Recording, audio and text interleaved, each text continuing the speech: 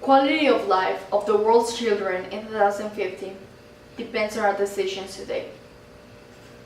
The need for change in human development, for them to have happy lives, has been debated for decades. The World Commission of Environment and Development says that we borrow environmental capital from the future generations without prospect of repaying. We act as we do because we can get away with it. Future generations do not vote. They have no political or financial power. They cannot challenge our decisions. We are experiencing a new phase of the world right now, where everything is going through a change, and the most of us are unaware of. But for us to maintain the order and to achieve a better way of progress with our society, there must be something. A project to keep our focus in finding better ways of doing things, without compromising the coming generations. And this project is called Sustainable Development. The concept of sustainable development is an approach to progress that looks to balance the different and fundamental needs against an awareness of environmental, social, and economic limitations within the society, according to the UN's official website.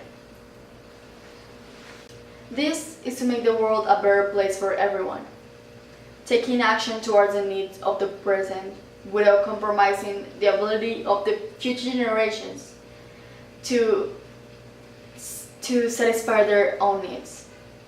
It's improving the life of everyone, everywhere.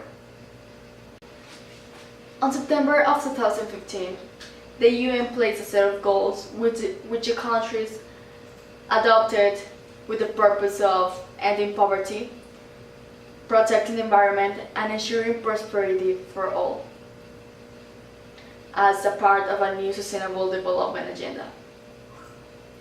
All of these goals have specific targets which need to be achieved over the next 15 years. There are 17 goals that cover 3 key topics. The first one, the basic human needs. That answers the questions of, does everyone have the same fundamental needs of survival, like food and nutrition, water and sanitation, shelter, safety?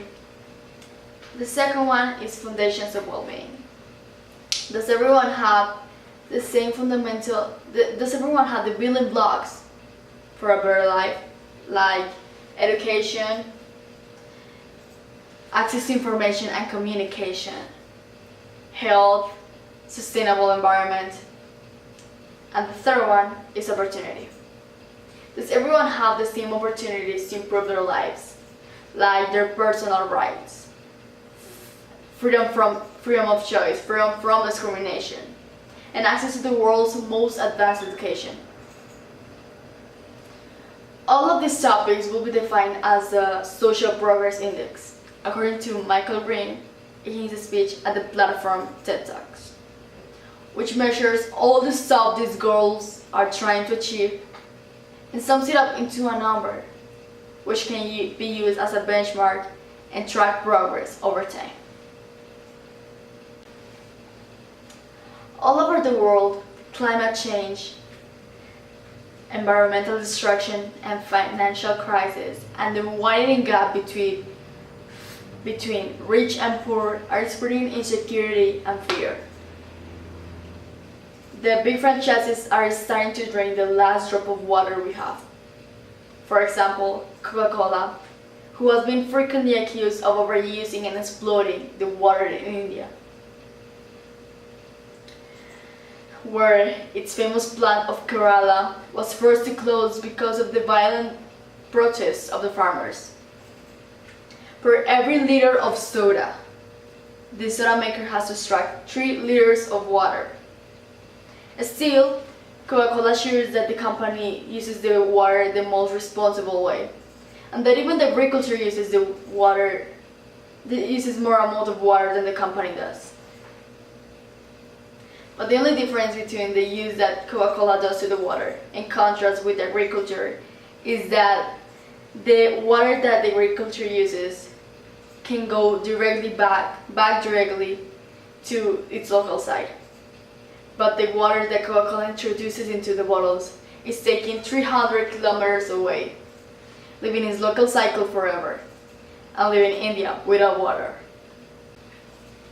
Sometimes our common sense tells us that these challenges are way too big for one country to handle alone, and too structural in nature to ignore where our expertise needs to elevate. We are the first generation whose decisions will determine for good the future of the human life on this planet. We're already seeing the damages this kind of approach can cause, from large-scale financial crises caused by irresponsible banking to changes in the global climate caused by our dependence on fossil fuel-based energy sources. Ask yourself, can we do this over and over again, forever? What will be the cost? The longer we pursue unsustainable development, the more frequent and severe these consequences are likely to become. Which is why we need to take action now. Protecting the rights of the future generations, therefore, starts today. According to what Maya Gopal said in an article she wrote about sustainability, the current destruction of nature is affecting the livelihoods of the world's poorest people, and will likely cause increasing suffering and conflicts in the future. Rebalancing our societies so that children in 2050 can live happy lives will also benefit our current generation tremendously. For transformative changes to be possible, we need to start widening our vision for a better world for the future generations. Because if we keep wasting everything we have without thinking of the others, without thinking of the ones that less have, then we will reach a society of death. Well, there will be no new society to come. The consequences of today's actions are going to have a long-term impact, and we're the only ones able to stop it. Because if we were not brought here to maintain and preserve the world that was lent to us, then what are we here for?